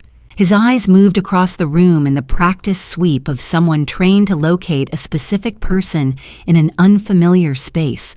They stopped on me. He covered the distance between the doorway and our table in 12 steps. I counted them because I count things by habit, square footage, load-bearing capacity. The number of steps between a property entrance and the point where a visitor forms their first irreversible impression. 12 steps evenly spaced at the unhurried pace of a man who understood that speed and authority are not the same thing and had stopped confusing them some years ago. Beckett stood as the man approached the instinct of someone who mistakes physical positioning for leverage. "Excuse me, I'm a primary investor in the Garrison Webb portfolio, and I demand to know what the federal government is doing with my—" The man stepped to the left without altering his pace. Without looking at Beckett, without any acknowledgement that a sentence had been spoken in his direction. It was not dismissive exactly. It was more like the way a river moves around a rock, not because the rock is unimportant, but because the river already knows where it is going. He stopped in front of me and extended his hand. "Mrs. Holt." His grip was brief and exact. "Special Agent Raymond Hargrove, FBI Financial Crimes Unit, Atlanta Field Office. Your evidence package was exceptional. Thank you for suggesting this location." "I've been expecting you, Agent Hargrove," I said. In the supplemental email I had sent the previous afternoon at 4:17, I had included a note at the end, 3 sentences, separate from the evidentiary content indicating that I would be at Fulton County Courthouse on Thursday afternoon and was available to meet at his convenience. It was a logistical courtesy, nothing more. Hargrove had confirmed by reply at 7:42 that morning, 4 minutes before I had turned my phone back on. I was aware of Beckett behind me. I was aware of the specific quality of his silence, the silence of a man who has just understood that the room he has been standing in for 2 days has had a different layout than he thought. Hargrove set his folder on the table and opened it with the practiced motion of someone for whom document management is as automatic as breathing. "I want to be direct with you both," he said, which included Beckett in the conversation for the first time, because direct is more useful than anything else at this stage. He turned to my son. "Mr. Holt, 6 months ago, you sold a client list and a set of proprietary assessment files belonging to your mother's firm to a competitor. 340 clients, including VIP accounts representing the upper tier of her practice. Confidential property valuation records developed over a period of years. The transaction was for $300,000. Beckett's mouth opened. Nothing came out immediately. "The buyer," Hargrove continued, "was an asset working with this office. The entire transaction was documented from initial contact through final payment. We have the communications, the transfer records, and the signed agreement. I had known about the sale for 6 months. The person who had brought it to my attention was Warren Stratton, my senior partner at Holt and Stratton Appraisal Group. A man who had worked alongside me for 19 years and who operated on a personal code that I had come to think of as old-fashioned only in the sense that it was increasingly rare. Warren had discovered the data breach through an anomaly in our client management system, traced it to Beckett's access credentials within 48 hours, and reported it to the FBI without telling me first, not because he was going around me, but because he understood that I was the victim and that my awareness of the situation before the Bureau was involved might complicate their case. He had then driven to the Whitley on a Wednesday evening 3 weeks ago, sat across from me with a cup of coffee he did not drink, and transferred every file he had compiled to my encrypted drive. He had said 3 things: that he was sorry that the firm was intact, and that he would follow my lead on timing. Then he had gone home. That was Warren Stratton. 19 years, and I had never once had to explain to him what loyalty required. "That's it was a list," Beckett said. His voice had the quality of someone trying to locate a frame around something that keeps expanding beyond whatever frame they find. It was names and addresses. That's all it was.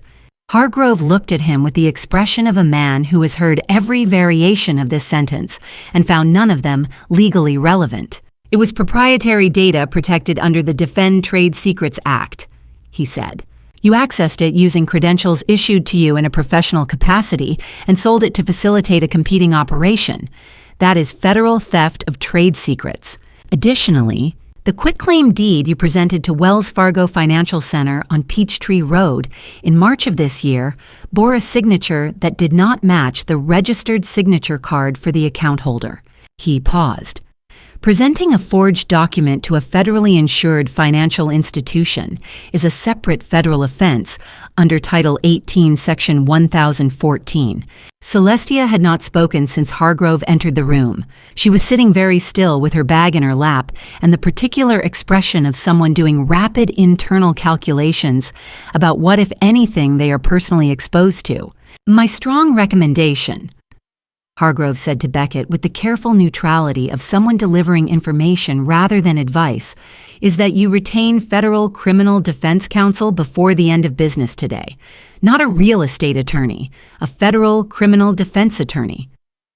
Beckett looked at me. I was closing the briefcase.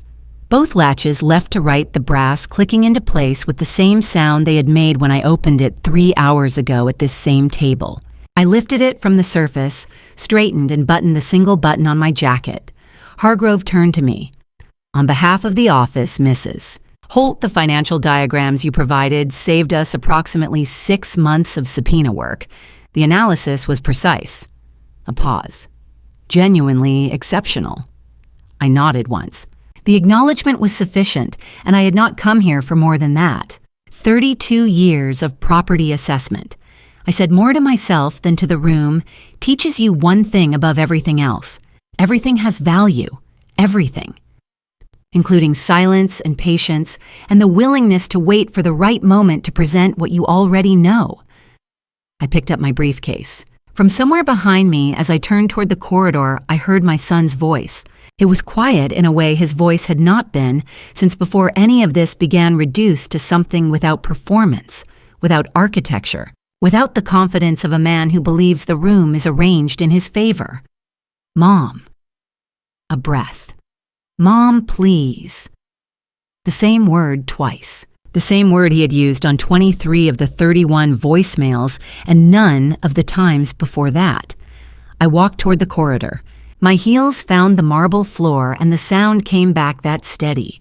Even rhythm that had carried me through the entrance of this building 3 hours ago with a briefcase in my left hand and nothing to prove to anyone. The sound did not hurry. It did not hesitate. It simply continued step after step down the length of the corridor and through the lobby and past the security station and out through the heavy glass and brass doors of Fulton County Courthouse, which swung closed behind me with the solid, unhurried finality of something that has been properly concluded. The afternoon air outside was cool and smelled faintly of rain coming in from the west. I did not look back. 14 days is long enough for the acute phase of a crisis to settle into its chronic form.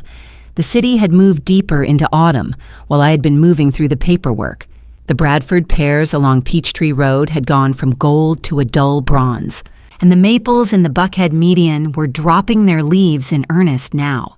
Not the photogenic peak of early October, but the quieter, more determined work of late fall, the trees simply releasing what they no longer needed.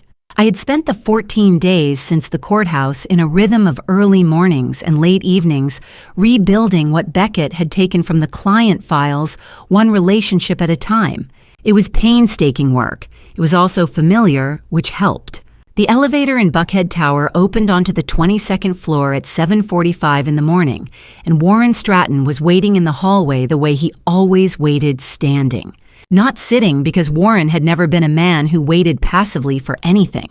He was 64 years old, trim in the way of someone who has taken physical discipline seriously for decades. With the handshake of a man who had learned early that how you greet someone tells them everything about how you intend to conduct business. He had been my senior partner at Holt & Stratton Appraisal Group for 32 years. In that time, we had appraised 1,147 properties across the Atlanta metro, survived 2 recessions and 1 pandemic, and had precisely one serious disagreement about whether to take on a commercial portfolio in Savannah in 2017, which I had declined and which he had accepted was my call to make. He shook my hand. "I should have told you sooner," he said, "about what Beckett did with the client records. I calculated the timing too carefully, and I got it wrong. I'm sorry, Lorraine." I considered the apology. Warren was not a man who offered them performatively. "You told me at the moment that mattered most," I said. "That's what counts." He nodded once and held the suite door open. Inside, Calliope was already at the conference table with her laptop open and 3 manila folders arranged in the order in which we would need them. She'd been staying at the Whitley with me for 10 days and had shifted from daughter to counsel with the same seamless competence she brought to everything. She looked up when I came in, assessed my face the way she always did, and appeared satisfied with what she found. 14 days, she said, as a summary rather than a greeting. "Here's where we are." She walked us through it without preamble. Beckett had been assigned a federal public defender, a distinction from a state appointment that she had confirmed with the clerk of the Northern District of Georgia. The retainer for private federal criminal defense counsel began at $40,000, and Beckett did not have $40,000 accessible. Every account connected to the Garrison Webb investment structure had been frozen by federal order within 72 hours of the arrest. The Range Rover was gone. The Platinum card had been gone since the 8th. The remaining liquid asset Celestia was operating on was a personal credit card with a limit of $15,000, of which approximately $2,000 remained. 2 weeks ago, they had been planning to evict a 60-year-old woman. The HOA sent 2 formal notices. Calliope continued about the lawn on Sycamore Crest. Apparently, the grass hasn't been cut since October 8th, also the front flower beds. She paused. Beckett apparently handled the yard maintenance himself. Warren made a sound that was not quite a laugh. Then Calliope opened the second folder. The mortgage on 4280 Sycamore Crest Drive had been held by a regional lender, whose loan documentation included a standard acceleration clause, the provision that makes the full outstanding balance, immediately due upon specific default conditions. One of those conditions was the freezing of assets belonging to the primary guarantor by a federal law enforcement authority. When Garrison Webb's accounts were frozen on October 9th, the clause had triggered automatically. The lender had sent formal notice of acceleration on October 14th. The outstanding balance was $1.8 million. The lender had moved quickly after that. "The bank sold the defaulted debt this morning," Calliope said. "Curbside Capital, LLC completed the purchase at 8:45. Warren looked at me. He had known about Curbside Capital for 3 weeks. I had briefed him when I briefed Calliope, because he was the other half of the operation that the LLC was designed to protect. He was not surprised. He was simply watching to see what I intended to do next. "Schedule the mediation," I said. Calliope made a note. "November 11th is confirmed, 10 o'clock. She looked up. "Wear something they'll remember."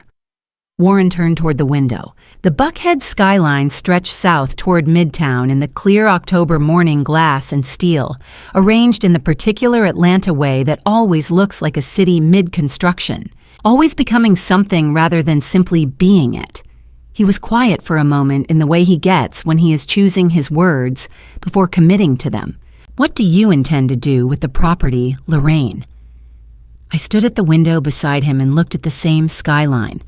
"First," I said, I intend to return it to its legal owner. Then I intend to demolish it and build something better." He received that without comment, which meant he understood it completely.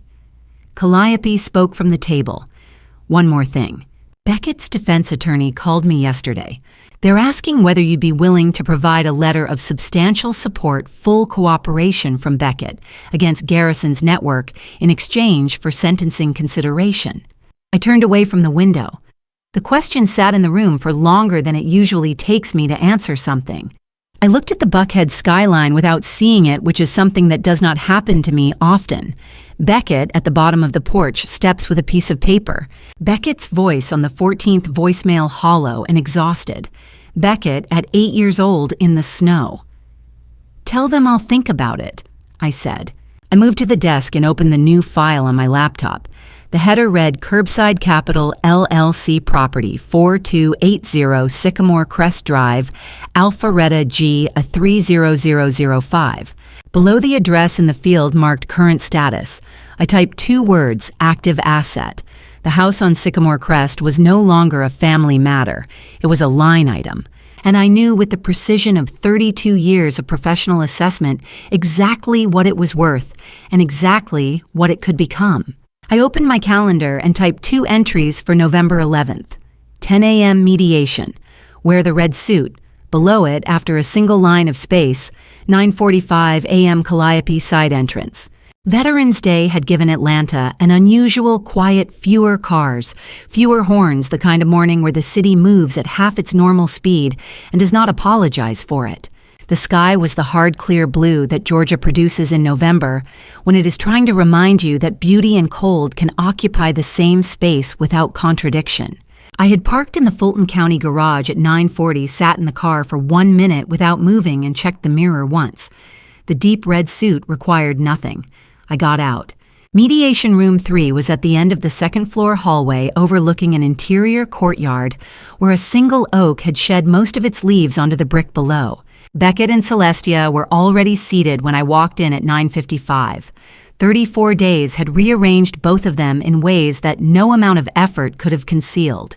Beckett's posture had lost its architecture, that particular forward-leaning confidence that had defined him since his 20s. The physical grammar of a man accustomed to rooms arranging themselves around him. It was gone. What remained was something older and considerably less certain. Celestia sat beside him in a coat I had not seen before practical, in a way her wardrobe had never been practical, and held her bag in her lap with both hands. 2 attorneys from Curbside Capital occupied the right side of the table. Suits closed, briefcases, blank legal pads. Patricia Wendell, the mediator, sat at the head and called the session to order at 10 o'clock. Beckett spoke before she finished her opening. "I need 60 days to restructure. Once the federal freeze is lifted, I can access—" The senior attorney set down his pen. "Mr. Holt, you have no unencumbered assets to restructure with. The investment accounts remain under federal freeze. The vehicle was repossessed October 10th. Every credit facility connected to your mother's accounts was closed October 8th. What exactly would you restructure with—" Beckett's jaw tightened. He looked at me with the expression of a man who is revising a calculation in real time and not finding better numbers. "I want to speak with the actual owner of Curbside Capital," he said. "Not attorneys, the person whose name is on the LLC. I want to look them in the eye." The senior attorney glanced once toward the door. "As you wish," he said. I stood, walked to the door, and opened it. The footsteps in the hallway were measured and unhurried, the footsteps of someone who had been waiting in exactly the right place because they had known since August that this moment was coming. Calliope walked in, black suit precisely fitted, hair back, briefcase in her left hand. She did not look at Beckett. She moved directly to the chair beside mine, set her briefcase on the table, and began removing documents in the order they would be needed. Beckett said her name, the way people say words when the words have stopped making sense. "Calliope, what are you—" She did not answer. She continued organizing her documents with the focused calm of someone who had made peace with this moment long before it arrived. I sat in the center chair and looked at my son. "You asked to speak with the owner of Curbside Capital," I said. "I'm here." I purchased the defaulted mortgage on 4280 Sycamore Crest Drive on October 24th. I hold the debt instrument. Curbside Capital LLC is mine. I set both hands flat on the table. Under Georgia's foreclosure statutes, the notice of foreclosure sale. I'm serving you today schedules the sale for December 3rd, the first Tuesday of the month. I recommend you make arrangements. Beckett stood. His hand came down on the table, not a blow, but a placement firm enough that Patricia Wendell raised 2 fingers in the quiet signal. That means we do not cross this line here. He saw it. He stayed standing, but did not sit. You are my mother. The sentence came out as though he needed the room to confirm it. You cannot do this to me. 3 weeks ago. I said, you told me I was no longer part of this family, that you needed to move forward and I was in the way. I kept my voice level. I took you at your word. Today I am your creditor. The obligations are different. Celestia turned to Calliope. For the first time since I had known her, the performance was entirely gone. What remained was simply a woman who was frightened. Tell her to stop. Tell her this is wrong. Calliope looked at her sister-in-law directly for the first time since entering the room. I've been helping her build this since August, Celestia. The room held that sentence for a moment. I slid the notice of foreclosure sale across the table toward Beckett. He looked at it without touching it. Then he looked at me. Then at Calliope, and something moved behind his eyes. Not the anger anymore, which had burned through its fuel, but the thing that had always been underneath the anger. The thing that I recognized from 34 years of knowing him. Dad would never have let you do this, he said. I looked at my son across the table and everything that the table stood between us. Your father tried to warn me about you, I said. He wrote it all down, and you hid that letter for 30 years. The color left his face the way light leaves a room completely and all at once. You found it. Not a question. A recognition. The specific, quiet recognition of a man who has been carrying something for a very long time and has just been relieved of it without being given a choice. I stood. Calliope closed her briefcase beside me. December 3rd, Beckett, I said. The notice is effective today. We walked out together. In the hallway, our footsteps fell into an unplanned rhythm, not identical, hers slightly quicker, but moving in the same direction. Behind us, the door to Mediation Room 3 pulled shut with a sound like something finally properly closed. 65 days changes a neighborhood the way seasons change a face, not dramatically, but in ways that are impossible to overlook once you are looking. I turned onto Sycamore Crest Drive at 8 o'clock on a Thursday morning, and the street was unrecognizable in the specific way that familiar things become unrecognizable when the context around them has shifted. The maples were bare, every one of them, the branches clean against a low, gray December sky that carried the particular weight of Georgia winter, which is not the heavy sky of the Midwest, but has its own cold authority. The Bradford pears along the entrance had been stripped by 2 weeks of northwest wind. The lawns were dormant and brown the way St. Augustine grass goes when the temperature drops into the mid-40s and stays there. The lawn at 4280 Sycamore Crest Drive was not dormant. It was simply overgrown 6 inches above the HOA maximum uncut since October, the kind of neglect that in this particular neighborhood constituted a specific variety of public statement. 3 formal notices from the Windward HOA had generated no response. There had been no one left to respond to them. I parked behind the 2 security vehicles that had arrived ahead of me.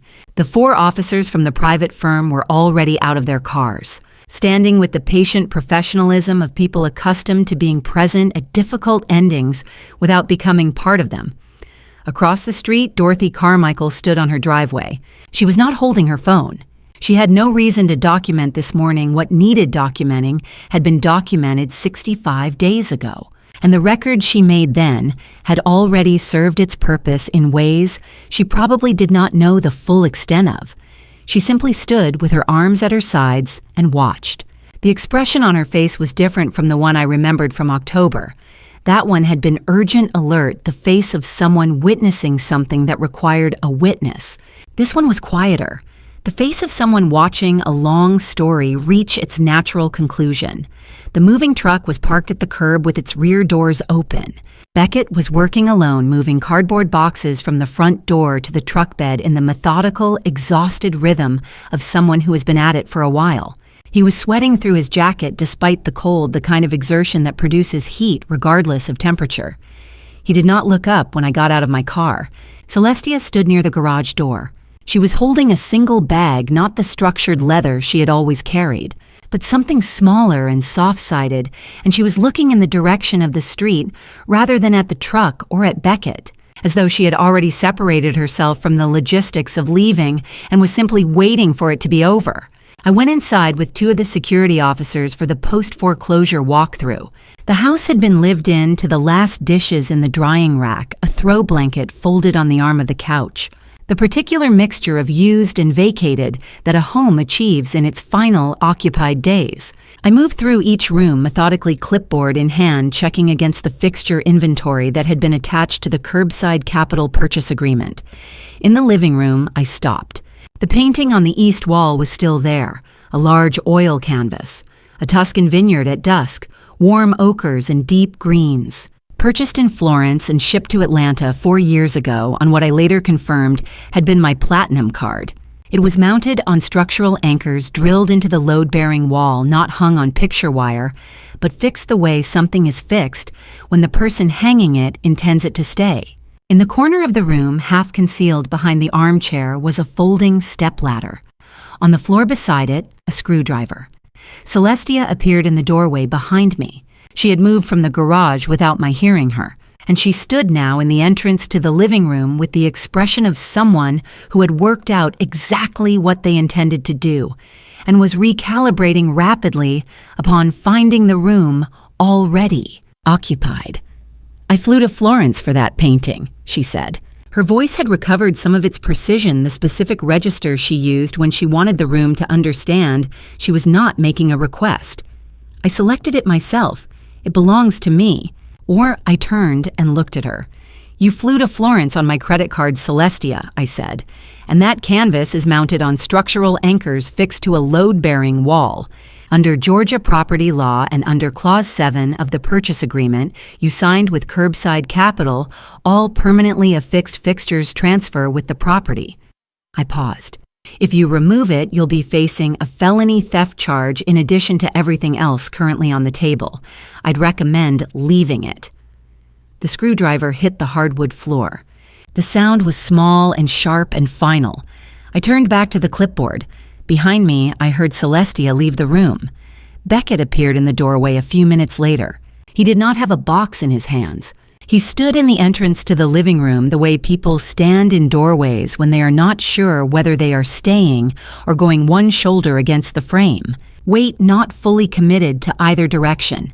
He looked at me, not with the anger that had defined every interaction since October 8th, not with the calculation I had seen at the courthouse, just with the accumulated exhaustion of a man who has traveled a very long distance by a very difficult route and has arrived somewhere he did not intend to be.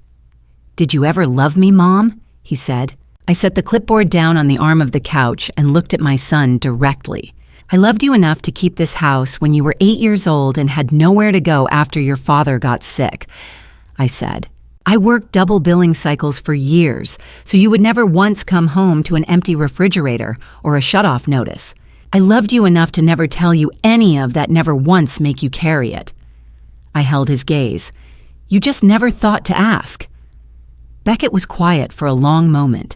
Then he nodded slowly once in the way of someone receiving something they know they cannot return.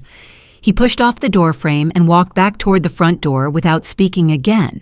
I stood alone in the living room.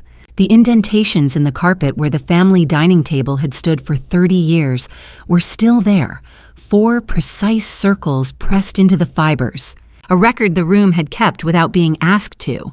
On the wall near the hallway, a patch of paint, slightly lighter than the surrounding surface, marked where Calliope had hung a drawing she made at 7 years old, a horse, orange and disproportionate and completely confident, and where I had left the nail in the wall for 11 years after she took it down. 30 years of living in this house. I said to no one, and the things it remembered had nothing to do with Beckett. I picked up the clipboard and walked out. On the front step, the cold air came at me cleanly. The moving truck was pulling slowly away from the curb. Beckett was in the passenger seat. Celestia, I noticed, had taken a separate car, a rideshare I had not seen arrive. Dorothy Carmichael crossed the street. She stopped beside me, and we both watched the truck reach the end of Sycamore Crest and turn without signaling the way people turn when they are not thinking about where they are going, only about getting away from where they have been. "I always knew this house was yours, Lorraine," she said. "Every year, every season." I watched the street settle back into its December quiet. "Yes," I said, "but it won't be mine for much longer either. 4 months can do a great deal to a city and almost nothing to a courtroom." The cherry trees along Peachtree Street had come into full bloom in the last week of March, and were holding it now in that brief, insistent way they do the pink so deliberate against the April sky that it seems less like nature and more like an argument. I had driven in from Buckhead with the windows down for the first time since October, and the air had that specific quality of early Georgia spring, where the warmth is present but not yet committed, offering itself on terms that might be revised by afternoon. The Richard B. Russell Federal Building on Ted Turner Drive does not traffic in the ambiguous. From the exterior federal granite, the American flag at full staff in the morning wind, to the lobby security procedures, to the dark walnut paneling of courtroom 8 on the 5th floor. Every element of the building exists to communicate that what happens inside it carries weight that outlasts the day. I had testified in federal court 14 times in 32 years. I had never stopped feeling the particular gravity of the room when I walked in. I arrived at 8:30, cleared security, and took a seat in the gallery to wait. Garrison Webb was already at the defense table. The transformation that institutional proceedings work on a man over 6 months is not subtle if you know what you are looking at. The suit was correct, but lacked the particular precision of a man who has chosen it himself from a wardrobe assembled for effect. The Rolex that had been a fixture on his wrist at every professional meeting I had attended with him was absent surrendered as part of the asset recovery process. His posture was the posture of a man who has spent months in rooms where other people controlled the terms of the conversation and has learned, however reluctantly, to occupy less space than he once did. He did not look at me. The prosecutor, Assistant United States Attorney Dana Whitfield, had prepared her expert examination with the thoroughness I had expected from the 3 preparatory sessions we had conducted over the previous 2 months. She spent 25 minutes establishing my credentials before asking a single question about the case: 32 years of licensed property assessment, Certified Fraud Examiner designation through the Association of Certified Fraud Examiners, 14 prior appearances as expert witness in federal proceedings in the Northern District. By the time she reached the substantive questions, the jury had been given a precise accounting of why my analysis was not an opinion, but a professional finding. "Mrs. Holt," she said, "can you explain to the jury in plain terms what a Ponzi scheme is and how this one operated?" I turned to face the 12 people in the jury box directly, which is the first thing you learn about expert witness testimony. You are not answering the attorney's question. You are informing 12 people who have no reason to trust specialized knowledge until you give them one. "Think of it as a revolving door," I said. "New money comes in the front. Old money goes out the back. The person in the middle takes their share from both sides and calls it an investment return. There are no actual investments or none sufficient to generate what's being paid out. The structure only survives as long as new money keeps arriving. When it stops, the door stops turning and everyone inside discovers there was never any floor." I walked them through 18 months of documentation, the fabricated quarterly statements, the shell company routing, the investor payment patterns that confirmed circular movement rather than portfolio growth. Total confirmed losses $18.3 million across 47 investors. 11 of those investors had committed retirement savings. 3 had committed the proceeds of property sales. The losses were not abstractions. Defense counsel's cross-examination took 40 minutes. He was a competent attorney doing what competent attorneys do with unfavorable expert testimony, attempting to introduce the possibility of bias sufficient to give one juror somewhere to stand. "Mrs. Holt," he said, "isn't it true that your son was an associate of Mr. Webb's and that your personal involvement in this case creates a conflict of interest that colors your analysis? I had anticipated this question in the same way you anticipate whether you have. Already seen on the radar. My son was a victim of this fraud," I said, in the same category as the other 46 investors. "My professional obligation as a certified fraud examiner is to report financial crime independent of any personal relationships involved. I have done so 14 times before this case. These numbers don't have a personal position, counselor. They simply are what they are." He tried 2 additional angles. Neither produced anything the prosecution could not address in redirect. He sat down at 11:45. The jury began deliberating at 12:10. During the recess, I found AUSA Whitfield in the hallway outside courtroom 8 and handed her a sealed envelope. "Substantial assistance documentation for Beckett Holt," I said. "He provided complete cooperation on the shell company structure 19 entities across 4 states. It's all in there." She received it with the professional neutrality of someone who understood exactly what it had cost to prepare. I had thought about Dennis while I wrote it. Not about what Beckett had done to him. I had thought about that enough in enough different rooms at enough different hours of the night. I thought about Dennis writing 3 careful pages at his desk in the winter of 2014, measuring every word the way he measured everything, doing what he could from the position available to him. He had wanted his son to have a final chance at something. I had decided what that chance would look like and when it would be offered. It was not forgiveness. It was architecture. The jury returned at 4:50. Garrison Webb stood as the foreperson delivered the verdict on each of the 23 counts. The courtroom was very quiet in the way that courtrooms are quiet when everyone present already knows what is coming and is simply waiting for the official form of it. Guilty. 23 times. Judge Patricia Richards addressed the defendant with the measured gravity of someone who has sentenced people for 30 years and has not become casual about it. "Mr. Webb, on all 23 counts of wire fraud, securities fraud, and money laundering, this court finds you guilty. You will serve 17 years in a federal correctional facility. There is no provision for early release." She looked at him for a moment over her reading glasses. The people whose retirement savings appear in these documents had done nothing to deserve what you did to them.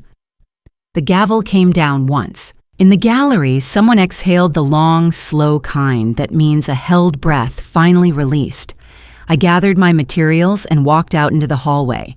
Calliope was waiting at the end of the corridor, standing near the window that looked out over Ted Turner Drive toward the spring green trees lining the Federal Plaza. She was holding a small bunch of gardenias white simple, the flower she brought me on occasions that did not need explanation. She held them out. "It's over, Mom." I took the gardenias and looked at them for a moment. They smelled the way gardenias always smell too much and exactly right simultaneously. I smiled. The first time all day that anything in my face had moved in that direction. "Almost," I said.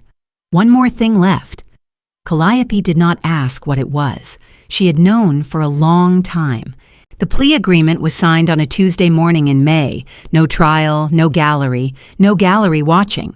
Calliope had been present as an observer. She told me afterward that the proceeding had taken 40 minutes, that Beckett had spoken clearly when the judge asked whether his plea was voluntary, and that he had not looked at anyone in the room when it was over. Just gathered his copy of the 23-page agreement and walked out into a hallway that smelled, she said, like floor wax and recycled air. I was not there. I had decided months ago that my presence would serve nothing useful and complicate several things that were better left uncomplicated. The terms were what the law permitted and what the cooperation warranted. Federal sentencing guidelines allow for significant downward departure when a defendant provides substantial assistance in the prosecution of a larger criminal enterprise and garrisons network. Once Beckett walked investigators through its architecture, turned out to span 19 shell companies across 4 states, with transaction records that would take the Financial Crimes Unit the better part of a year to fully map. Beckett knew the structure from the inside because he had watched it being built. That knowledge, properly documented and fully provided, had value in the federal system that translated into specific calculable relief.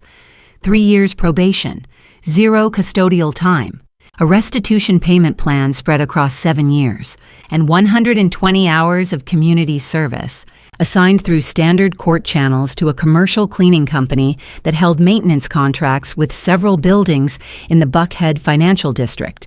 I had not suggested that company to the prosecutor. What I had done approximately 6 weeks before sentencing was mentioned to a former client, a woman who currently sat on that company's board of directors, that I had heard they were accepting court-assigned labor cases, and that the program struck me as worthwhile. 3 days after that conversation, the assignment was processed through normal channels. I understood the distinction between those two things precisely. That was after all my profession. The first week of May, a Wednesday afternoon, Cordelia Ashworth and 5 women from Alpharetta Country Club walked into the Chick-fil-A on North Point Parkway. Cordelia was the kind of woman Celestia had spent years cultivating old Atlanta money, a membership at 2 clubs, the social infrastructure that Celestia had attached herself to through Beckett's access and her own considerable effort. They had been to lunch together perhaps a dozen times. Celestia had considered her a peer. Celestia was behind the counter in a regulation uniform when they walked in. I know this because Cordelia told someone who eventually told Calliope, which is how information moves in that particular part of the Atlanta social ecosystem. Cordelia had seen Celestia through the glass before the door opened, had stopped moving for 1 full second, and then had looked around at her companions with a smile that communicated everything without requiring a single word to be said. Celestia had 3 hours remaining in her shift. She served each of them in turn. None of this was something I arranged. Some things arranged themselves. In the 3rd week of May at 2 a.m, Beckett was pushing a floor cleaning cart through the lobby of Buckhead Tower. I know this too because the overnight security supervisor mentioned it in passing during a routine building access log review that crosses my desk as a tenant of Suite 2200.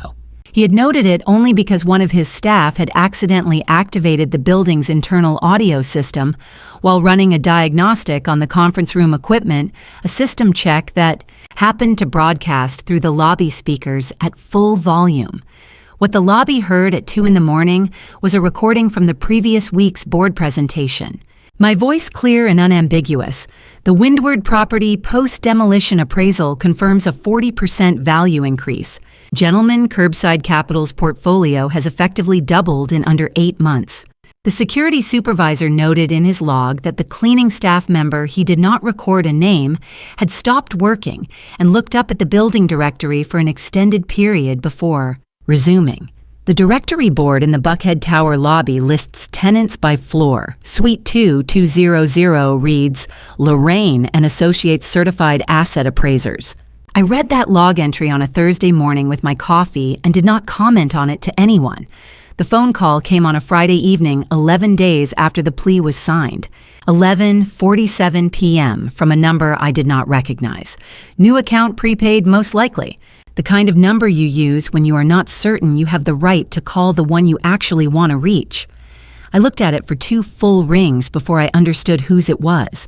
His voice when the voicemail connected was barely above a whisper. Not the voice from October, not the voice on the porch steps or in the courthouse or on any of the 31 recordings I had listened to on a Thursday morning, 3 floors above the Atlanta streets. Something older than any of those. Something that sounded very faintly like the 8-year-old boy who had once stood in a January snowstorm and asked me if we were going home. Mom, I'm sorry. I don't expect you to pick up. I just needed to say it out loud at least once. I was sitting at the window in Suite 2200 Atlanta, spread below in its Friday night version. The restaurant lights the late traffic on Peachtree. The particular warmth that the city begins to carry in late May, when summer is no longer a forecast but a presence. My finger moved to decline. stopped. I held the phone and listened to the message play out to its end and then sat in the quiet it left behind. I did not call back. I did not save the number. I did not forgive him that night, and I am not certain forgiveness is the correct word for whatever I am moving toward, or whether I will arrive there, or whether arrival is even the destination.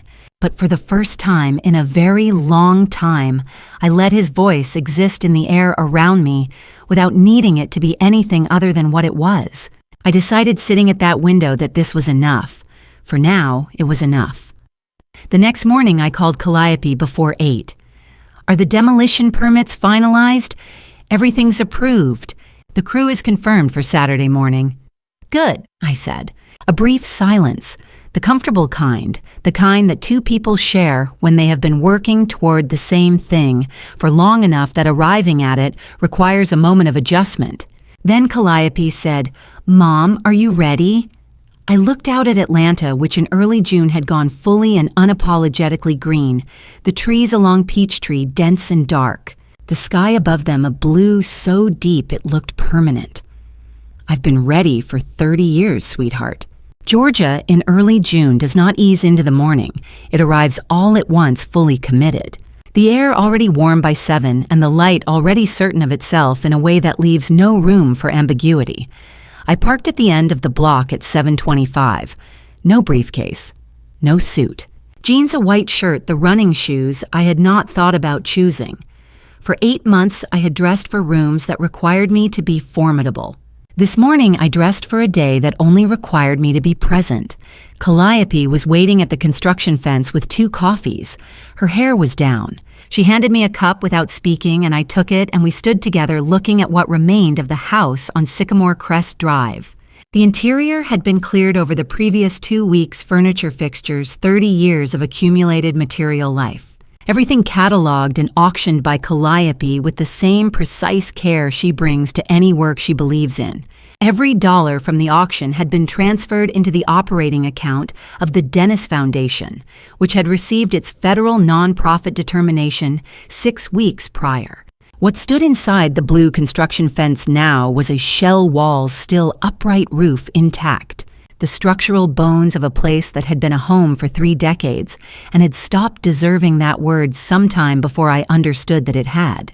On the fence, a sign in clean white lettering, Future Home of the Dennis Foundation Financial Safety Center for Women, opening spring 2026. Across the street, Dorothy Carmichael stood on her driveway with her own coffee held in both hands. She was not holding her phone. She was not documenting anything. She had done what documentation required 8 months ago, and the record she made that Tuesday afternoon had served its purpose fully. Now she was simply watching with the expression of a woman who has lived long enough in one neighborhood to recognize when something is ending the way it should. She caught my eye. She smiled, not the urgent, watchful expression I remembered from October, but something quieter and more settled. The smile of someone who already knows the shape of the ending and finds it right. The foreman Carl met me at the fence gate with the final authorization form. I signed it. He looked at the structure once more with the professional instinct of a man who has been in this work long enough to ask one additional time before the point of no return. Mrs. Holt, that granite foundation is in excellent condition. We could preserve the base and save you significant capital on the rebuild. Structurally speaking, every brick, I said, every beam, every nail. We start from the ground up. He nodded the nod of a man who has received a clear answer and walked back to the equipment. The Caterpillar D8 started with a sound that moved through the quiet morning street and changed the frequency of everything around it. Calliope stepped close and took my hand. Several neighbors had come out onto their lawns with coffee windward in its characteristic way, observing without intruding present, without being asked. No one spoke. The blade met the front door first. The oak door at the top of the porch steps the door at which Beckett had stood 8 months ago, with a photocopy of something he did not understand, telling me I was no longer part of a family I had held together alone for more years than he had been paying attention. The wood gave cleanly. The frame followed. The wall above came down in a slow, deliberate lean, and then fell, and the dust rose in a white column against the blue Georgia sky, and hung there briefly before the morning air dissolved it. Calliope's hand tightened around mine. We did not speak. There was nothing to say that was not already being said by the machinery and the dust and the morning light and the 30 years of weight finally being released from that particular piece of ground. Room by room, wall by wall, the structure reduced itself until the last section came down and the site went quiet and the dust began to settle. I looked at what was left. Ground. Just ground Georgia red clay and crushed granite open to the sky for the first time since 1994. The morning light falling across it clean and unhurried and indifferent to everything that had stood there and everything that would stand there next. Dorothy crossed the street and came to stand beside me. We looked at the cleared lot together, the blue fence, the sign, Dennis's name in white letters catching the early sun. The man who had measured his words as carefully as he measured everything else, who had written 3 pages at a desk in a winter I had not been watching closely enough, who had told me on a flat rock above the Chattahoochee more than 26 years ago that whatever happened, this ground was mine. "What are you going to build here, Lorraine?" I looked at the sign with his name on it. "Something worthy of it," I said. Calliope rested her head against my shoulder, the way she used to when she was small, lightly, briefly. The gesture of someone who does not need the contact to last long, because the meaning of it does not depend on duration. I am 60 years old. I have built one life on this ground using the materials available to me, double billing cycles and granite foundation patience, and the specific stubbornness of a woman who understood, even when no one was watching, that the long game was the only one worth playing. I know what ground takes. I know what it returns. I know that the things built properly on difficult foundations last longer than anything built quickly on borrowed certainty. The Dennis Foundation will open in the spring of 2026. It will provide transitional housing, financial literacy courses, and pro bono legal counsel to women who have had their independence taken from them by people who called it love. I know what that loss contains. I know what the recovery from it requires. Both are worth sharing. I finished my coffee. Calliope finished hers. We walked back to the car together in the gardenia-scented morning, and the ground behind us was clean and open and ready, and so, finally, was I. This has been my story, a family drama story I never planned to live, and one I would not wish on anyone who loves their children the way I loved mine. Here is what I know now that I did not know then. Silence is not patience. Endurance is not wisdom.